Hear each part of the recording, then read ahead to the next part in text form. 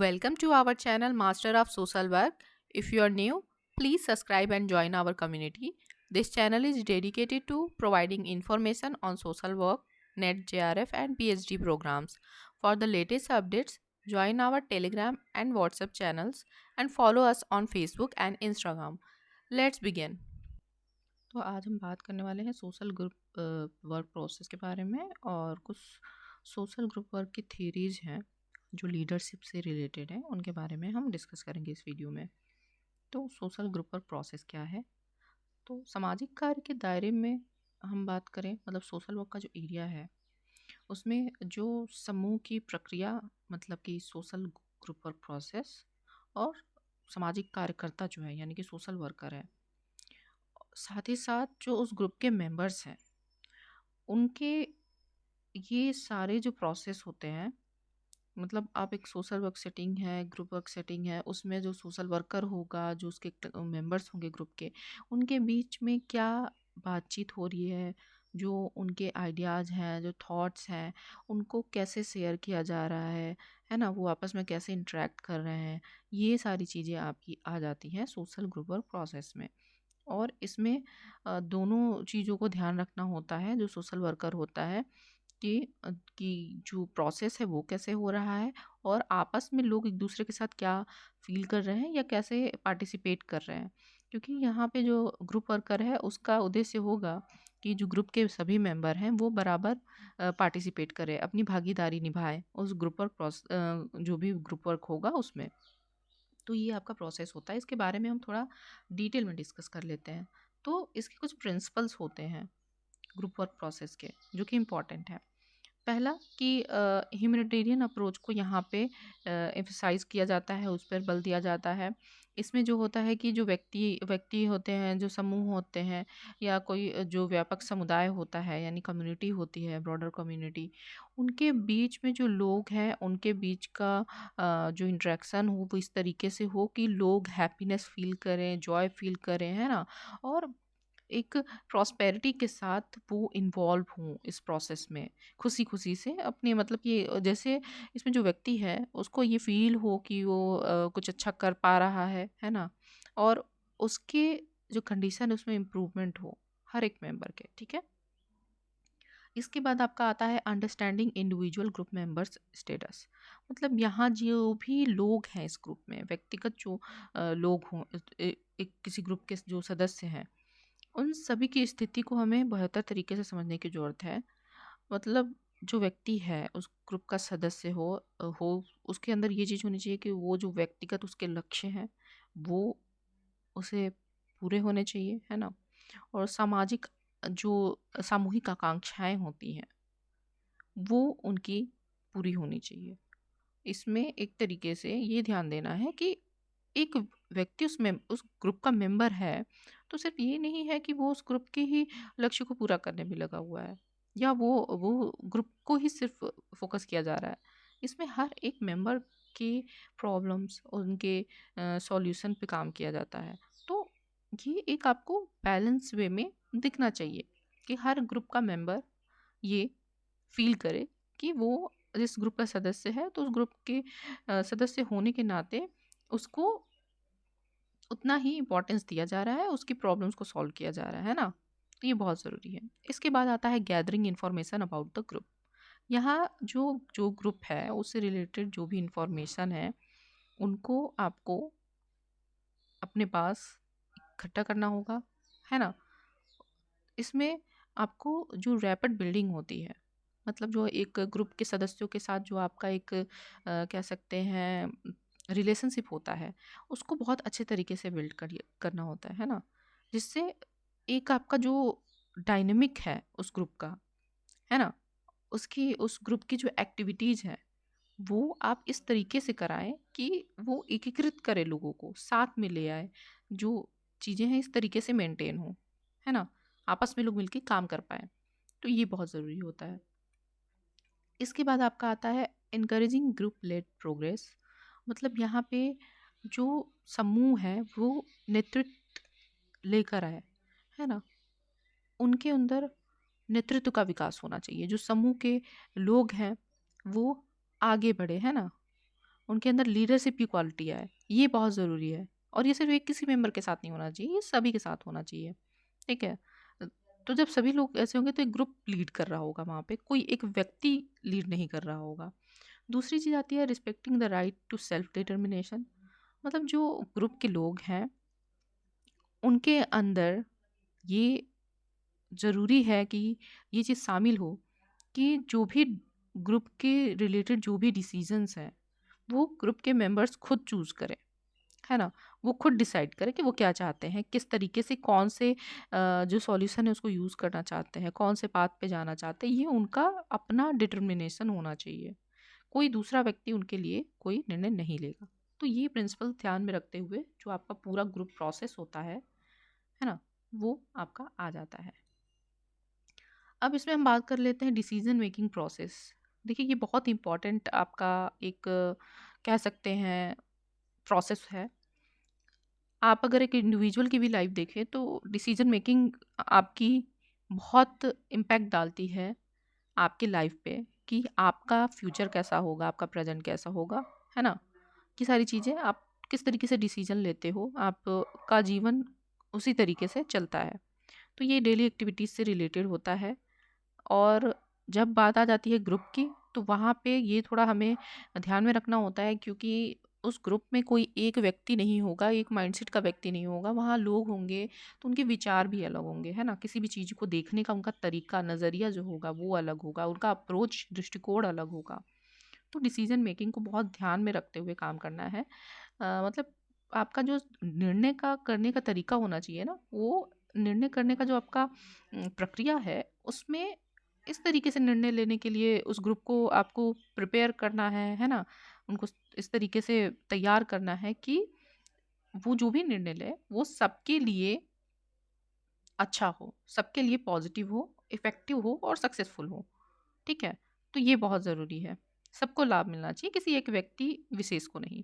तो इसमें सबसे पहले होता है कि हम जो डिसीज़न होता है, सबसे पहले उसमें आइडेंटिफ़ाई करेंगे कि प्रॉब्लम क्या है या क्या अवसर मिल रहा है, अपॉर्च्युनिटी मिल रही है ना? क्योंकि हम ग्रुप में काम कर रहे हैं, तो हम किसी न किसी मुद्दे पे काम कर रहे होंगे, कोई ना कोई हमारी समस्या होगी, तो उस पे हम काम कर रहे होंगे। तो सबसे पहले हमें ये आइडेंटिफ़ाई करना है कि हमको किससे संबंधित निर्णय लेना है, या क्या हमारी प्रॉब्लम है, क्या है, ठीक है? एड्रेस करेंगे उसको।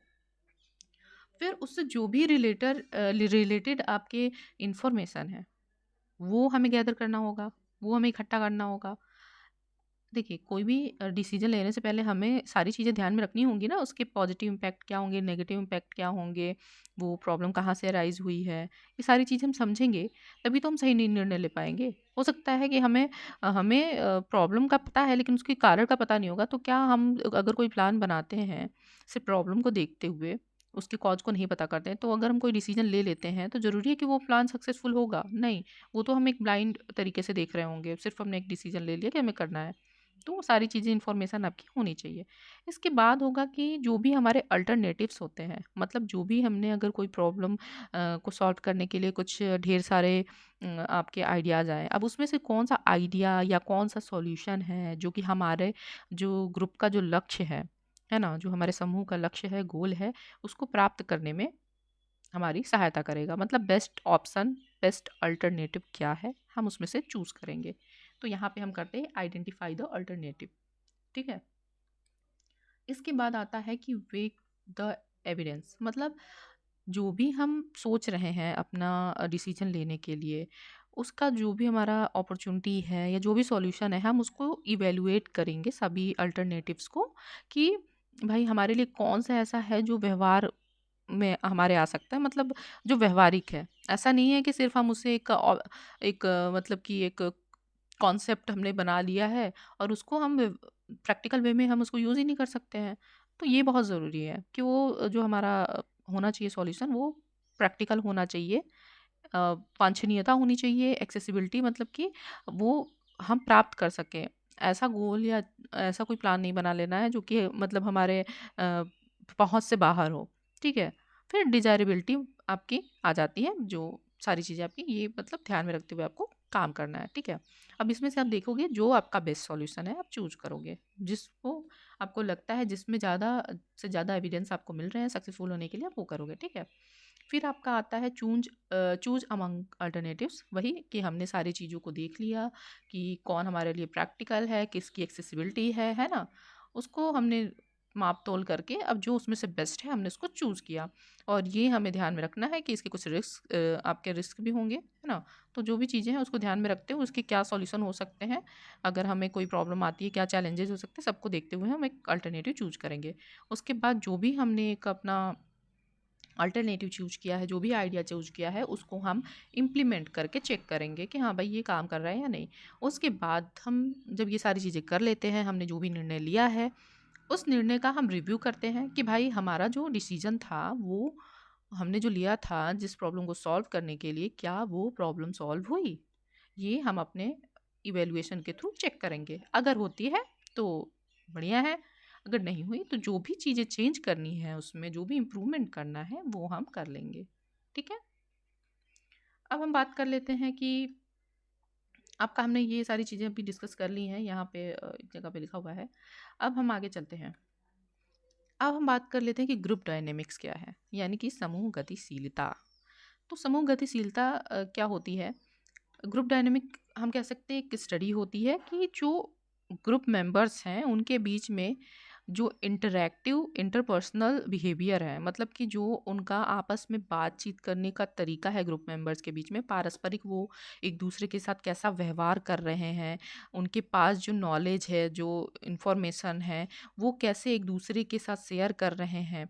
और जब दूसरा व्यक्ति कोई अपना विचार या अपने आइडिया वहाँ पे आपको शेयर कर रहा है, तो आप एक ग्रुप के मेंबर, उस ग्रुप के मेंबर होने के नाते आप किस तरीके से उसको रिवर्ट कर रहे हो, आप कैसे उसको रिप्लाई कर रहे हो, कैसे आप उसको अंडरस्टैंड कर रहे हो, ये सारी चीज़ें आपकी आ जाएंगी, है ना।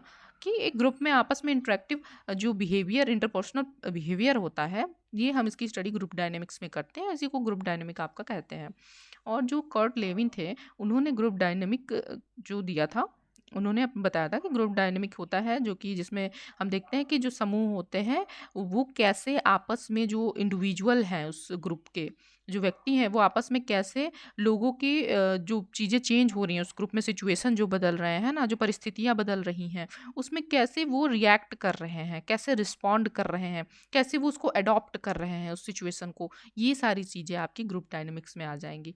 ठीक है। और ये वाइटल एरिया है, कम्प्रिहेंसिव कह सकते हैं, है कि आप कैसे एक जो व्यक्ति होता है, जो ह्यूमन होता है, वो कैसे बिहेवियर करता है। एक तरीके से हम यहाँ पे जो ये सारी प्रोसेस हो रहे हैं इस दौरान, उसका एक व्यक्ति के ऊपर कैसा मतलब असर पड़ रहा है, उस ग्रुप की जो कलेक्टिव बिहेवियर है ना, सामूहिक जो व्यवहार है, उस पर इन जो भी ये सारी चीज़ें प्रोसेस हो रहा है उस ग्रुप में, इंटरेक्शंस हो रहे हैं, आइडिया शेयर हो रहे हैं, जो सरकमस्टांसेस चेंज होने के साथ लोगों का उस पे कैसे वो अडॉप्ट कर रहे हैं या फिर कैसे उसको लेकर वो कन्फ्लिक्ट कर रहे हैं, वो सारी चीज़ें जो इसमें आती हैं आपस में, सारे प्रोसेस होते हैं, उनको हम ग्रुप डायनेमिक्स कहते हैं।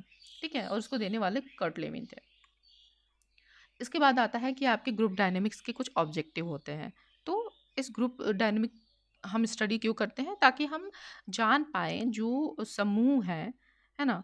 और समूह में जो होने वाली प्रक्रियाएँ हैं, उसमें जो ग्रुप के विकास के बारे में हम यहाँ पे देखेंगे, जो ग्रुप का डेवलपमेंट हो रहा है या ग्रुप का जो परफॉर्मेंस है, ग्रुप कैसे वहाँ पे प्रदर्शन कर रहा है, उसको हम एनालाइज और आइडेंटिफाई करने की कोशिश करते हैं। ठीक है। ये पूरा प्रोसेस समझ के कि हमारा जो ग्रुप है उसका डेवलपमेंट कैसे हो रहा है, उसका क्या परफॉर्मेंस है। ठीक है। वो पॉजिटिव तरीके से कर पा रहा है या नेगेटिव है, क्या है, सारी चीज़ें। फिर आपका आता है कि इस दौरान जो व्यक्तिगत लोग जो मतलब हैं उस ग्रुप के जो मेंबर्स हैं, उनके क्या स्किल्स उन्होंने सीखी हैं, है ना? और किस तरीके से उन्होंने खुद में इम्प्रूवमेंट किया है। ठीक है। ये सारी चीज़ें हम यहाँ पे समझते हैं।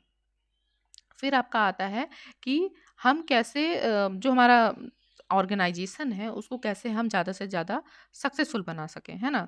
ऐसी कौन सी टेक्निक्स हैं जिसको यूज़ करके जो हमारा गोल है ग्रुप का, उसको हम अचीव कर सकें। तो ये सारी चीज़ें ग्रुप डायनेमिक्स में आपकी स्टडी की जाती हैं। इसका यही मतलब हुआ कि आप ग्रुप ग्रुप की स्टडी कर रहे हैं, है ना, कि उनका बिहेवियर कैसा है, ग्रुप जो ग्रुप है उसका बिहेवियर कैसा है, उसके बीच में ये बिहेवियर का मतलब यहाँ पे ग्रुप का बिहेवियर मतलब कि लोगों के जो उसके मेंबर्स हैं उनका बिहेवियर क्या है, वो कैसे इंटरेक्ट कर रहे हैं, कोई सिचुएशन है या कोई सर्कमस्टांसेस आ रहे हैं तो वो रिस्पॉन्ड कैसे कर रहे हैं। तो ये सारी चीज़ें क्या, ये आपको जो भी देखने को मिलेगा कलेक्टिव बिहेवियर, ये पूरे ग्रुप के मेंबर्स में देखने को आपको मिल रहा होगा। और इनकी स्टडी करके हम क्या करते हैं कि हम स्टडी करके जानने की कोशिश करते हैं कि हमारा ग्रुप जो है वो सही तरीके से सही दिशा में डेवलप कर रहा है या नहीं कर रहा है, और उसका परफॉर्मेंस क्या है, क्या ग्रुप है जो वो आगे की तरफ बढ़ रहा है या उसकी परफॉर्मेंस ख़त्म हो रही है, गिर रही है, ये ध्यान में रखते हैं। और इस दौरान जो मेंबर्स हैं, मेंबर्स के बीच में हम ये चीज़ देखते हैं कि वो आइडियाज़ वगैरह तो प्रोसेस कैसे कर रहे हैं, साथ ही साथ ये देखते हैं कि उनके अंदर क्या स्किल्स डेवलप हुई हैं, है ना। और उसका क्या, जो ये स्किल्स डेवलप अगर होती हैं, पॉजिटिव वे में जाता है तो ग्रुप, जाहिर सी बात है वो ग्रुप जो है वो विकास करेगा, डेवलप करेगा। और अगर ये नहीं होगा, अगर इनके बीच में कन्फ्लिक्ट हो रहे होंगे मेंबर्स के बीच में और वो अपने स्किल पे काम नहीं कर रहे हैं, वो आपस में सिर्फ कन्फ्लिक्ट और डिसीजन मेकिंग को ही लेकर लड़ रहे हैं, तो वहाँ पे ग्रुप हमारा अच्छा परफॉर्म नहीं करेगा। तो ये सारी चीज़ें आपकी इसमें आ जाएंगी, ठीक है। हमारा ऑब्जेक्टिव हो जाएगा ये ग्रुप डायनेमिक्स का।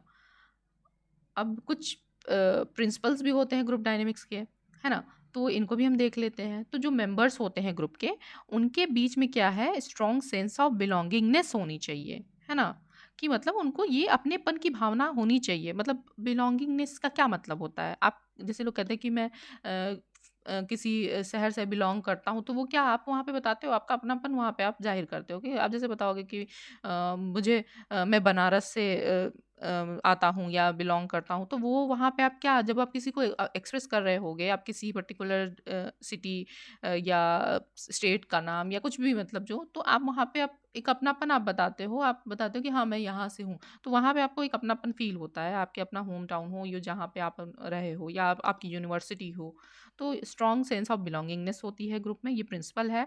तभी वहाँ पे आपको ग्रुप डायनेमिक्स को आप बेहतर तरीके से समझ पाओगे, है ना, कि सही तरीके से ग्रुप डायनेमिक्स काम कर रहे हैं या नहीं। फिर आपका आता है कि अगर किसी ग्रुप में, है ना, किसी एक भाग में कोई तनाव उत्पन्न हो रहा है, तो उसका दूसरे जो भाग है उस ग्रुप का, उस पे भी प्रभाव पड़ता है, ठीक है। तो हम इसलिए हमें इस चीज़ को ध्यान में रखना होता है कि जो दूसरे भाग हैं उन पे किस तरीके से हम इस तनाव को कम कर सकें, है ना। क्योंकि मान लीजिए कहीं पे एक जगह पे किसी एक चीज़ को लेके कन्फ्लिक्ट हुआ लोगों में, ठीक है। अब उस कन्फ्लिक्ट का क्या असर हुआ, वो बाकी चीज़ों पे होने लगा, उनके डिसीजंस पे भी होने लगा, दो लोगों में किसी बात पे बहस हुई आइडियाज़ को लेकर। अब क्या हुआ कि अब जो व्यक्ति था वो कहेगा मैं इसके साथ काम ही नहीं करूँगा, क्योंकि इसका इसका और मेरा जो माइंडसेट है वो एक जैसा नहीं है। तो यहाँ पे क्या हो रहा है कि ये प्रॉब्लम आ रही है, तो हमें कोशिश करनी होती है कि हमें एडजस्टमेंट लाना होता है, जो हमारे जो अलग-अलग रिलेटेड पार्ट्स होते हैं। तो ये जो ज़रूरत होती है उसके हिसाब से हमें करना होगा। जैसे यहाँ हमने हिंदी में भी लिखा हुआ है कि समूह के एक हिस्से में परिवर्तन दूसरे भागों में तनाव पैदा कर सकता है, जिससे संबंधित भागों में समायोजन लाकर समाप्त करने या परिवर्तन की अनुमति देकर काम किया जा सकता है। मतलब कि अगर एक एक किसी प्रॉब्लम कहीं पे होती है तो दूसरे में भी प्रॉब्लम हो जाएगी। बट वहाँ पे हमें ये कोशिश करना है कि हम इसको कैसे एडजस्ट करें, है ना? और कैसे एलिमिनेट करें, कैसे इस प्रॉब्लम को सॉल्व करें, ताकि हमारा जो ग्रुप डायनामिक्स है वो ख़राब ना हो और वो स्मूथली चलता रहे, ठीक है। इसके बाद जो होता है ग्रुप डायनामिक्स, जो होता है ये हमारे अंदर जो ग्रुप है उसके अंदर एक चीज़ जो इम्पोर्टेंट है, कॉमन मोटिव, वो उत्पन्न करता है, ठीक है। क्योंकि जब कॉमन मोटिव होगा तभी तो लोग आपस में बातचीत करेंगे और मिल के काम करेंगे और ग्रुप जो है प्रोग्रेस करेगा। तो ये होता है, ठीक है। तो ये आपका ग्रुप डायनामिक के थ्रू करने की कोशिश की जाती है। फिर आपका आता है कि group survive by placing the members into functional hierarchy and facilitating the action toward the goal. मतलब यहाँ पे जो ग्रुप होता है उसमें लोगों को उनके स्किल सेट, ठीक है, और उनके नॉलेज के हिसाब से जो भी उनके रोल्स होंगे ग्रुप में वो बाँट दिए जाते हैं, ठीक है। जिससे क्या होगा कि जब हम इस तरीके से बाँटेंगे रोल्स को, फंक्शनल हायरार्की और फैसिलिटेटिंग जो एक्शंस है उसमें, तो वो हमारे जो गोल हैं उसको प्राप्त करने में हेल्प करेगा। तो इसलिए ग्रुप डायनामिक्स ज़रूरी है स्टडी करना और उसको इस तरीके से इम्प्लीमेंट करना। फिर आपका आता है द इंटर ग्रुप रिलेशंस। इसमें जो आपके समूह होते हैं उनको समान उद्देश्य जो होते हैं उसको पूर्ति करने के लिए, जब समूह आपस में मिल के जब जो मेंबर्स हैं वो काम कर रहे होंगे, है ना, और उससे रिलेटेड अदर जो ग्रुप्स होंगे जिनके साथ उन्हें काम करना होगा, उनको कैसे हम एक दूसरे के साथ इंटर कनेक्ट करने की कोशिश करें, जिससे जो हमारा मेन उद्देश्य है ग्रुप का, जो मेन गोल है, वो प्राप्त हो सके। ठीक है, तो ये यहाँ पे सारी चीज़ें आपकी प्रिंसिपल ऑफ ग्रुप डायनेमिक्स में आ जाएंगी। अब हम बात करते हैं नेक्स्ट टॉपिक की। तो हम बात करने वाले हैं लीडरशिप के बारे में। लीडरशिप क्या होता है आपको पता है। लीडरशिप एक इम्पॉर्टेंट रिक्वायरमेंट है सोशल डेवलपमेंट के लिए, है ना। अगर समाज की ही हम बात करें तो, या फिर किसी ग्रुप की बात करें, अगर वहाँ पे कोई एक व्यक्ति नहीं होगा जो कि दिशा दिखा रहा होगा, तो क्या होगा कि अलग अलग लोग होंगे और उनके विचार अलग अलग होंगे, है ना। और कोई दाएं जा रहा होगा, कोई बाएं जा रहा होगा, कोई ईस्ट जाएगा, कोई वेस्ट जाएगा, कोई नॉर्थ जाएगा। तो ऐसे क्या होगा, सबके विचार अलग अलग हैं, तो ये जो मेन जो गोल है वो कभी पूरा नहीं होगा। ठीक है, तो इसलिए ज़रूरी है कि एक कोई लीडर होना चाहिए जो सेंटर में हो और क्या करे, वो सबके विचारों को सुने, आपस में बातचीत करें, लोग सब डिस्कस करें और एक अपना मेन जो भी गोल है उसको बनाएं, और उसको प्राप्त करने के लिए अपना जो भी एफर्ट, स्किल्स या एक्सपीरियंस, एक्सपर्टीज है, उसको वो वहाँ पे पूरा करें। ठीक है, डालें। तो इसमें जो लीडरशिप है इसकी कुछ अलग अलग थीरीज हैं जो कि कुछ एक्सपर्ट्स के द्वारा दी गई थी। तो जो सबसे पहली थीरी हम बात करने वाले हैं, ट्रेट थ्योरी ऑफ लीडरशिप। इसमें क्या होता है, इस थ्योरी के अकॉर्डिंग कहा जाता है कि ये जो थ्योरी होती है ये व्यक्ति के पर्सनल क्वालिटीज़ और कैरेक्टरिस्टिक्स पे डिपेंड करती है ना। और यही जो चीज़ होती है, जो व्यक्ति की जो इसको हिंदी में बोलेंगे, जो उसकी पर्सनल जो क्वालिटीज़ हैं, है ना, जो उसके व्यक्तिगत गुण हैं और जो उसकी विशेषताएं हैं, वही क्या करती हैं, वही अंतर करती हैं जो लीडर्स और नॉन लीडर्स में। मतलब देखा जाएगा जो लीडर व्यक्ति होगा, ठीक है, जो लीडर होगा उसके अंदर आप देखोगे कि वो एक्सट्रोवर्ट टाइप का आपको देखने को, मतलब ये हम अभी बता रहे हैं, एक्सट्रोवर्ट टाइप का होगा। ठीक है, कुछ लक्षण आपको देखने को मिल जाएंगे। ये सबकी बातों को सुनने वाला होगा। ठीक है, कुछ भी, कोई भी चीज़ें अगर करने को दी जाएंगी तो ये इनिशिएट खुद करेगा। ठीक है, और जबकि नॉन लीडर व्यक्ति जो होगा, आप देखोगे वो पार्टिसिपेशन उसका आपको कम देखने को मिलेगा। अगर कोई भी चीज़ इनिशिएट करनी है तो वो वहाँ पे इनिशिएट नहीं करेगा, वो पीछे रहेगा। कुछ ऐसी चीज़ें मतलब एग्जांपल के तौर पे हम ले सकते हैं। तो यहाँ पे आप जान जाओगे कि अच्छा, ये व्यक्ति जो है, नहीं, लोग कहते हैं कि कुछ बच्चे होते हैं जो क्लासरूम में आप देखोगे कि हर हर प्रोग्राम में या हर कोई भी चीज़ होती है स्कूल या कॉलेज में, वो उसमें हर चीज़ में पार्टिसिपेट करते हैं आगे बढ़ के। और देखोगे आपके अगर 4-5 लोगों का ग्रुप है तो वहाँ पे वो आपको अपने आप वो दिख जाएंगे कि वो सबको गाइड कर रहे होंगे कि हम इस तरीके से कर सकते हैं, ऐसे कर सकते हैं। वो वहाँ पे अपनी स्किल्स उनकी होती हैं, मतलब कह सकते हैं वो बॉन्ड लीडर होते हैं। ठीक है, तो ये यहाँ पे अंतर बताता है। और इसको इसमें ट्रेड में जैसे कुछ चीज़ें दी गई हैं, जैसे कैरिस्मेटिक लीडर, एंथुसियास्टिक, करेजियस, है ना, डिजायर टू लीड, जो हमने अभी बात की, हर जगह पे देखने को मिलेगा। और एम्बिशन और एनर्जी की बात की जा रही है। तो यहाँ पे मतलब जो व्यक्ति होगा उसके अंदर करिश्माई, जैसे कि हम एग्जांपल ले सकते हैं ऐसे कैरिस्मेटिक लीडर्स में, जैसे कुछ ऐसे लोग आपको जैसे देखने को मिल जाएंगे, जैसे गांधी जी थे। तो क्या था, ये उनका मतलब एक तरीके से जो उनके अपोनेंट थे उनके में उनका उनके अपोनेंट के खिलाफ उनका क्या था, एक गुडविल था, है ना। उनकी एक छवि थी जिससे लोग जानते थे कि ये एक अहिंसा को मानने वाले व्यक्ति हैं, है ना।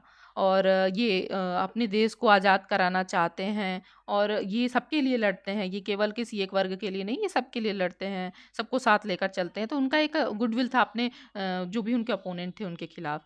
फिर जो व्यक्ति होगा उत्साही होगा, है ना, उसके अंदर उत्साह होगी किसी भी चीज़ को करने के लिए, करेज होगा, वो साहसी व्यक्ति होगा। और एक इच्छा होगी कि वो नेतृत्व करे, है ना, महत्वाकांक्षा उसके अंदर आपको देखने को मिलेगी। और एक एनर्जी रहेगी, ईमानदारी रहेगी, जो सेल्फ कॉन्फिडेंस एक होता है ना, इंटेलिजेंस, ये सारी चीज़ें आपको वहाँ पे देखने को मिल जाएंगी। तो ये आपका होता है ट्रेट थ्योरी ऑफ लीडरशिप। ठीक है, इसके बाद हम चलते हैं नेक्स्ट थ्योरी पे। इसके बाद आता है आपका बिहेवियरल थ्योरी ऑफ लीडरशिप। तो इसमें इस थ्योरी के अकॉर्डिंग ये कहा जाता है ना कि कोई व्यक्ति जो है उसका स्पेसिफिक बिहेवियर डिफ्रेंशिएट किया जा सकता है लीडर्स और नॉन लीडर्स में। तो ये क्या कहता है, ये थोड़ा सा आपको लगेगा कि ट्रेट थ्योरी की तरह है, लेकिन थोड़ा सा डिफरेंस है इसमें। जैसे कि आप देखेंगे जो स्पेसिफिक बिहेवियर आइडेंटिफाई करना होगा, तो जिसमें लीडरशिप आपको देखने को मिलेगी। आप देखेंगे ये लोग जो होते हैं ना कि ये शुरू से चीज़ों नहीं, जैसे कि हमने देखा ट्रेड थ्योरी में कि हम बिहेवियर को तो अंतर कर पा रहे थे, लेकिन वहाँ पे हम बॉन्ड लीडर एक चीज़ देख रहे थे कि वो ऑलरेडी उसकी गुण में है, उसकी पर्सनैलिटी उस टाइप की है। लेकिन यहाँ पे जो व्यक्ति होगा उसका जो नेतृत्व करने की जो चीज़ें होंगी वो बॉन्ड नहीं होंगी, लेकिन उसको हम सिखाई जा सकती हैं, वो सीखने को तैयार होगा, है ना? तो ये बॉन्ड लीडर तो नहीं होगा, लेकिन अपनी चीज़ों को सीख कर, ट्रेनिंग लेकर, है ना, अपनी स्किल्स को एनहेंस करके, अपने नॉलेज को बढ़ा के, वो अपने जो उसकी लीडरशिप की क्वालिटी है वो उसको निखार सकता है। तो ये आपका बिहेवियर थ्योरी ऑफ लीडरशिप में आ जाता है। ठीक है, इसके बाद आता है आपका task oriented theory of leadership. इसमें जो एक टास्क ओरिएंटेड लीडर होते हैं, इसमें क्या होगा ना कि जब कोई टास्क या कुछ ऐसी चीज़ दी जाएगी कि उसे फुलफिल करना है, कोई एक टारगेट दिया गया है, तो यहाँ पे जो व्यक्ति आपका प्लान बनाने में या जो टास्क है उसको असाइन करने में, ग्रुप मेंबर्स को लीड करने में, हेल्प करने में, उनकी विचारों को सुन के फिर सबको साथ लाने में जो एक तरीके से काम कर रहा होगा, तो वो आपका task oriented theory of leadership कहलाएगा। इसमें व्यक्ति एक टास्क को पूरा करने के लिए लीड करता है और अपने जो भी साथी हैं उनको साथ लेके चलने की कोशिश करता है। ठीक है, तो ये आपका अधिकतर आप देखोगे ये आपके ऑर्गेनाइजेशंस में होता है कि कुछ एक टाइम लिमिट दी जाती है कि आपको ये टास्क इतने दिन में कंप्लीट कर लेना है, तो वो टास्क को कंप्लीट करता है। और किसी को कोई प्रोजेक्ट दिया गया है कि आप चलिए आप इस प्रोजेक्ट को लीड करेंगे, तो वहाँ पे वो जो लीडर होगा आपका टास्क ओरिएंटेड लीडरशिप देखने को आपको मिल जाएगा। फिर आपका आता है पीपल ओरिएंटेड लीडरशिप। ये थ्योरी कहती है कि जो इस थ्योरी के जो लीडर होते हैं, मतलब ऐसे जो लोग होते हैं, वो क्या करते हैं, वो पीपल ओरिएंटेड होते हैं, है ना? वो लोगों के जो उनके साथ लोग हैं, उनके भले के बारे में सोचते हैं, उनके इमोशंस के बारे में सोचते हैं, उनके वेलबींग के बारे में सोचते हैं कि जो व्यक्ति उनके साथ काम कर रहा है, जो उनका साथी है, वो कंफर्टेबल फ़ील करे, है ना? वो पहले उनके हित के बारे में देखेंगे, बाद में बाकी चीज़ें देखेंगे। तो ये आपको पीपल ओरिएंटेड लीडरशिप की क्वालिटी देखने को मिलती है। इसमें आपका हमने अभी बात की इमोशनल वेलबींग के बारे में, कंफर्ट लेवल देख रहे हैं, हेल्पिंग मेंबर्स पर्सनल प्रॉब्लम और उनकी जो भी चीज़ें हैं उस पे, और ये यहाँ पे कोई डिस्क्रिमिनेशन नहीं करेंगे। ठीक है, तो ये आपका आता है। फिर आपका आता है path goal theory of leadership. इसमें जो लीडर्स होते हैं वो गोल्स को कंप्लीट करने में या जो भी उनके ऑब्जेक्टिव है उनको पूरा करने में, जो ग्रुप होगा उसमें वो डायरेक्ट करने का काम करेंगे, सपोर्ट करने का काम करेंगे, है ना? वो जो उनका मेन पाथ है गोल को अचीव करने का, उनका पूरा का पूरा फोकस उसमें होगा। ठीक है, तो ये आपका आ जाता है path goal theory of leadership. और जो इनके फॉलोवर हैं उनको हेल्प सपोर्ट कर रहे हैं ये कि चलो भाई इसे काम कर लिए, कुछ कुछ आपको टास्क ओरिएंटेड जैसा लगेगा। ठीक है, तो ये कुछ 5 थ्योरी थी जो कि लीडरशिप से रिलेटेड थी। ये इंपॉर्टेंट भी है एग्जाम के पॉइंट ऑफ व्यू से भी, और ये आपको आपके ऐसे डेली लाइफ में भी देखने को चीज़ें मिलेंगी। इसके बाद हम बात करते हैं रोल ऑफ ग्रुप लीडर, मतलब जो समूह का नेतृत्व करने वाला व्यक्ति है उसके क्या क्या रोल्स हैं। ठीक है, तो इसमें सबसे पहला होता है कि प्रोवाइड अ पर्पज, मतलब वो एक उद्देश्य प्रोवाइड करने की कोशिश करता है। क्योंकि देखिए ग्रुप जब होगा और उसमें कोई एक स्पेसिफिक अपना पर्पज नहीं होगा और सब लोग अलग अलग चीज़ों के लिए लड़ रहे होंगे या अलग अलग चीज़ों के लिए काम कर रहे होंगे, तो वहाँ पे जो ग्रुप की एनर्जी है, जो मोटिवेशन है, वो लो होगा। और जब लोगों का एक ही उद्देश्य होगा तो लोग एक दूसरे को मिलकर कोलैबोरेट करके एक दूसरे के साथ हेल्प करेंगे। ठीक है, फिर build a star team not a team of stars. यहाँ पे आप समझ रहे हैं, यहाँ पे अलग अलग लोगों को, जो हमने बात की ना, अलग अलग लोग यहाँ पे नहीं होंगे। यहाँ पे जो एक एक उद्देश्य है उसके लिए सभी लोग मिलके काम कर रहे होंगे, तो ये इस तरीके से काम करेगा। ठीक है, फिर ये होता है कि जो टीम मेंबर्स हैं उनके जो पोटेंशियल है, जो उनकी क्षमताएं हैं, उसको पूरी तरीके से डेवलप करने में हेल्प करेंगे। सिर्फ ग्रुप का उद्देश्य पूरा नहीं करना है, यहाँ पे हमें जो ग्रुप के सभी सदस्य हैं उनको साथ में लेके चलना है और उनके अंदर भी इम्प्रूवमेंट और उनके स्किल्स और एक्सपीरियंस, उनके नॉलेज को भी बढ़ाने में हेल्प करनी है। तो यहाँ पे टीम मेंबर जो होंगे उनके जो पोटेंशियल है उसको डेवलप करने का काम करेगा। जो ग्रुप लीडर होगा वो सबको देखेगा कि किसके अंदर क्या क्वालिटी है और किसकी कौन सी स्किल है जिसको हम और इम्प्रूव कर सकते हैं, तो इस पे काम कर रहा होगा। इसके अलावा make the work interesting and engaging, मतलब यहाँ पे जो काम होगा उसको कैसे इंटरेस्टिंग तरीके से किया जा सके और कैसे ज़्यादा से ज़्यादा लोगों को उसमें पार्टिसिपेट करने को मोटिवेट किया जा सके, और कैसे किसी एक्टिविटी को बहुत अच्छे तरीके से बनाया जा सके जिससे लोग उस काम को करते हुए इंजॉय भी करें और चीज़ें सीखें भी, है ना? ज़्यादा से ज़्यादा लोग उसमें पार्टिसिपेट करें। फिर होता है कि develop a self managing team. यहाँ पे जो टीम होगी उसके मेंबर्स को इस तरीके से ट्रेनिंग या स्किल्स प्रोवाइड कराएगा, जिससे कि उनके अंदर सेल्फ मैनेजमेंट की चीज़ें आएँ। जब इंसान सेल्फ मैनेजमेंट करेगा तो ज़ाहिर-सी बात है वो अपने काम को जब अच्छे से कर रहा होगा तो जो डिफरेंट पार्ट्स हैं ग्रुप के, वो अपना काम जब अच्छे-अच्छे से करेंगे तो सभी ग्रुप्स मिलके कहीं न कहीं, मतलब सारे पार्ट्स मिलके कहीं न कहीं एक ही चीज़ के लिए काम कर रहे हैं, तो वो एक जो बैलेंस्ड वे में काम करने का तरीका होगा, सेल्फ मैनेजमेंट जो होगा, उससे पूरा ग्रुप मैनेज होगा। फिर आता है आपका motivate and inspire team members. यहाँ पे ये बहुत ज़रूरी चीज़ है कि कई बार ऐसा होता है, कभी-कभी काम करते हुए आप अपने आप के लिए, कभी-कभी आप जब पढ़ाई कर रहे होगे तो आप फ़ील कर रहे होगे, कई बार आप लो फ़ील करते हो। तो ऐसे में क्या होता है, आप किसी ऐसे व्यक्ति से बात करते हो जो आपको मोटिवेट करे, है ना? इंस्पायर करे। आप ऐसे वीडियोज़ देखते हो या लोगों से बात करते हो, अपने फ्रेंड से बात करते हो या जो आपके मेंटोर होंगे। तो इसी तरीके से जो लीडर होता है, क्योंकि उसकी ज़िम्मेदारी है कि अपने सभी मेंबर्स को वो मोटिवेटेड रखे, है ना? और इंस्पायर करे, तो वो अपने जो भी उसके काम होंगे उस तरीके से वो लोग उसको देखकर इंस्पायर होंगे, वो मोटिवेट करेगा उनको। तो ये सारी चीज़ें होंगी यहाँ पे। Lead and facilitate constructive communication, मतलब यहाँ पे इस तरीके से कम्युनिकेट करना है कि जो भी चीज़ें हैं वो स्ट्रक्चर्ड हों। ऐसा ना हो कि जिसको जो मन आ रहा है वो अपनी बातें कर रहा है। संरचनात्मक और इस तरीके से होना चाहिए कि कुछ ना कुछ वहाँ पे लोग आपस में जो शेयर कर रहे हैं वो सही ढंग से जाए। ऐसा नहीं है कि कोई कुछ भी बता रहा है, कोई सुन रहा है, कोई नहीं सुन रहा है। तो कम्युनिकेशन क्लियर होना चाहिए, है ना? उसमें ऐसा नहीं हो कि कुछ बातें बताई जा रही हैं जो कि कोई कन्फ्यूजन पैदा कर रहा हो। तो ये सारी चीज़ें आपकी क्लैरिटी होनी चाहिए। फिर आता है आपका monitor but avoid close supervision, मतलब मॉनिटर करना है कि काम सही दिशा में जा रहा है या नहीं। लेकिन अब ऐसा नहीं है कि एकदम किसी के पीछे पड़ जाना है। जैसे कुछ बॉस होते हैं, वो क्या करते हैं, जब उनका जो उनके सबॉर्डिनेट होते हैं वो काम कर रहे होते हैं, तो वो क्या होता है, वो एकदम पीछे पड़े होते हैं, हर एक चीज़ को लेके पिन कर रहे होते हैं कि भाई ये ऐसे करना है, वैसे करना है। तो ये सारी चीज़ें नहीं करनी है, आपको मॉनिटर करना है, समझना है कि हाँ, वो सही दिशा में काम कर पा रहा है या नहीं, और जहाँ पे ज़रूरत है वहाँ पे उसको सपोर्ट प्रोवाइड करना है। लेकिन उसको उसके लिए क्रिटिसाइज़ बैठ के नहीं करना है या एकदम उसके सर पे बैठे नहीं रहना है। तो ये चीज़ें आपकी एक ग्रुप लीडर के तौर पे आ जाती हैं।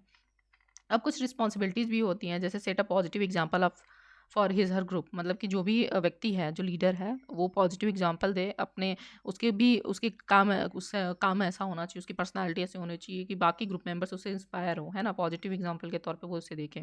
फिर जो कॉन्फ्लिक्ट होता है, जो संघर्ष होता है विचारों को लेकर, है ना? आइडियाज़ को लेकर, उनको सॉल्व करने का काम करें।